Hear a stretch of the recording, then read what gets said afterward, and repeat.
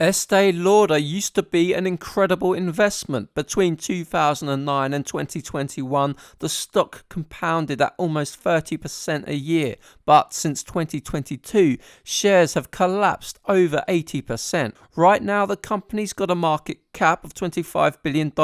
It's got $2.4 billion of cash and $8.9 billion of debt on the balance sheet, so the enterprise value is $31.7 billion. Revenue over the last 12 months comes to $15.5 billion, with $2.4 billion of ebitda and $1.3 billion of free cash flow. But net income has dropped to just $200 million. That means Estee Lauder stock is now valued at 24 times free cash flow and 126 times earnings. Since 2022, Estee Lauder's revenue has dropped 12%, but earnings have fallen over 90%. That's partly due to operating deleverage. The company has fixed costs which are difficult to control when demand drops, and so Estee Lauder's margins have fallen across the board.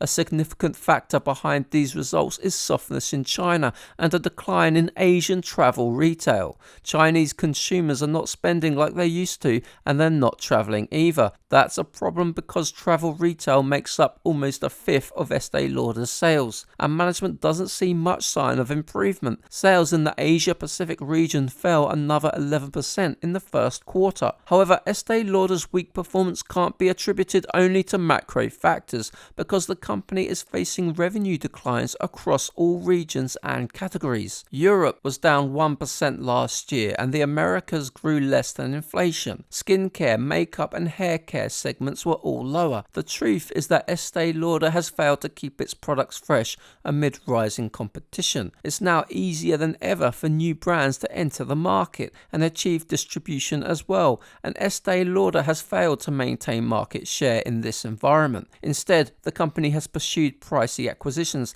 and that's left it with a bloated balance sheet. Of course, with the stock down so heavily, there is a chance for a turnaround. Estee Lauder's top management team has resigned and a new CEO has come in. The company still owns a number of quality brands such as Aramis, Bobbi Brown, Jo Malone, and The Ordinary. Those brands will continue to bring in free cash flow for years to come. The problem, however, is that Estee Lauder needs to do more than simply stabilize its business for the stock to advance. For example, a discounted cash flow model that assumes 4% revenue growth and 11% free cash flow margins for 10 years, roughly in line with historical averages, produces an expected annualized return of only 9% a year. In other words, Estee Lauder needs to both improve its margins and grow at a decent rate. Based on recent results, that looks like a tall order. But these are my personal opinions, not financial advice, and I hold no position in Estee Lauder stock. For more investing videos, make sure to visit my website at 3minutebreakdowns.com.